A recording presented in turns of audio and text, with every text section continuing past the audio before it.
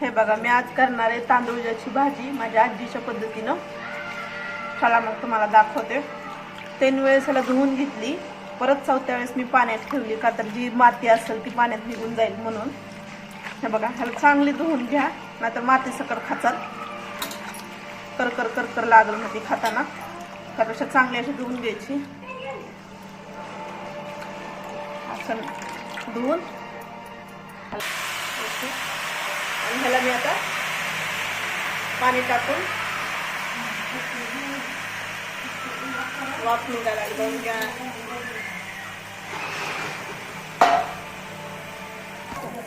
हे बघा, त्यात टाकूया आपण पाणी. त्याला चांगली वाफवून घ्यायची, लय नाही 3 किंवा 4 मिनिटात ही वाफवून जाईल. चला मी ह्याला तोपर्यंत वाफवून घेते. का नाही, जास्त नाही, हिरव्या मिरच्या आहेत ह्या गाबोळलेल्या आहेत, म्हणजे थोड्या पिकल्यात. आणि हे लसूण हे एकत्र वाटून घेते मी आता. ते बघा, ही माझी भाजी 2 मिनिटं वाफवली. जास्त नाही वाफवायची, जास्त शिजली ना चांगली लागत नाही ती. 2 मिनिटं झाली शिजली. आता ह्याला आपण काढून घेऊ. त्यातलं गरम पाणी काढले मी, त्याच्यात काढणार मी असं काढून घेऊ. वाफा निघायलात. हे देठ पण ठेवायचे तरच चांगली लागते, ते नुसतं पाणी घ्यायची नाही. मस्त वाटायला लागली बघा. हे बघा, आता ह्याच्यात आपण घालूया गार पाणी, का तर ही भाजी आपल्याला पिळून घ्यायची म्हणून. हे बघा, असे गरमपणा गेला पाहिजे, पूर्ण गार झाली पाहिजे असं. हे बघा, त्याचा असं मुटका करून घ्यायचा आहे. हे बघा, असं यातलं सगळं पाणी असं घट्ट पिळून घ्यायचं. असं प्लेटमध्ये काढून घ्यायचं. मग आपण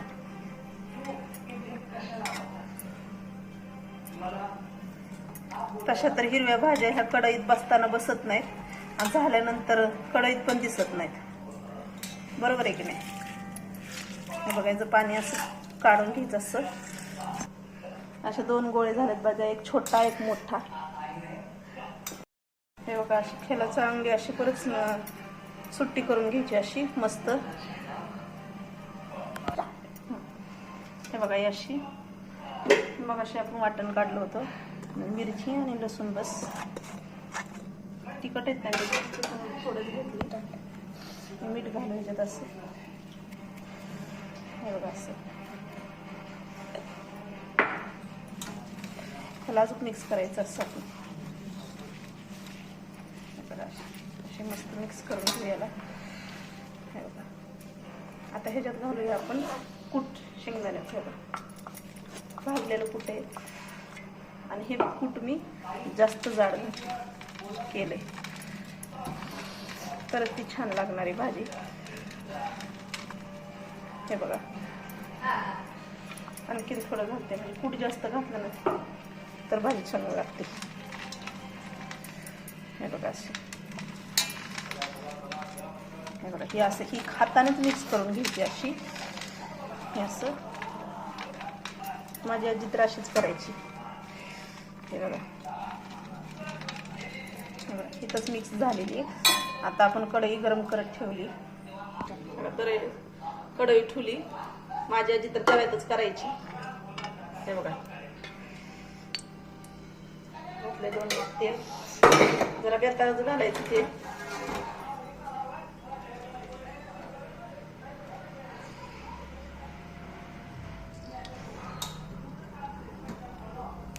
हे बघा, तेल असं गरम झाले का बघा, म्हणजे तुम्हाला कळलं.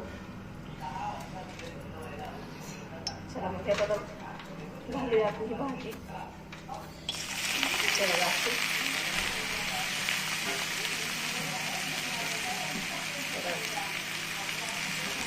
खूप असं दिसलं पाहिजे, दाताखाली तर आलंच पाहिजे.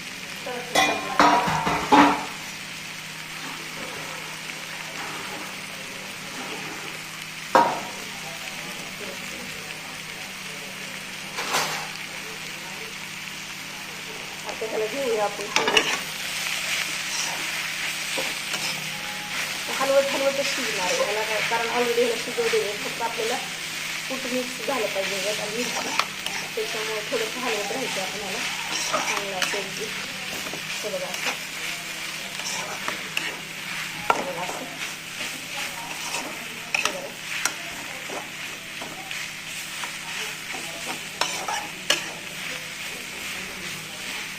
त्याला झाकायची गरज नाही, त्याला असं मस्त करून घ्यायची.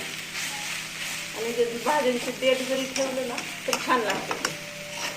माझ्या आधी देठ असं घ्यायची, मग मी पण देठच घेते, काय त्याच्यानं पाण्यात घेतात खरी चव तर त्या देठातच असते. हे बघा चांगलं तेल लागले, चांगली मिक्स झाली खाली लावायला लागली. तर 2 मिनिटं मस्त हलवून घेऊया आपण असं. हे बघा असं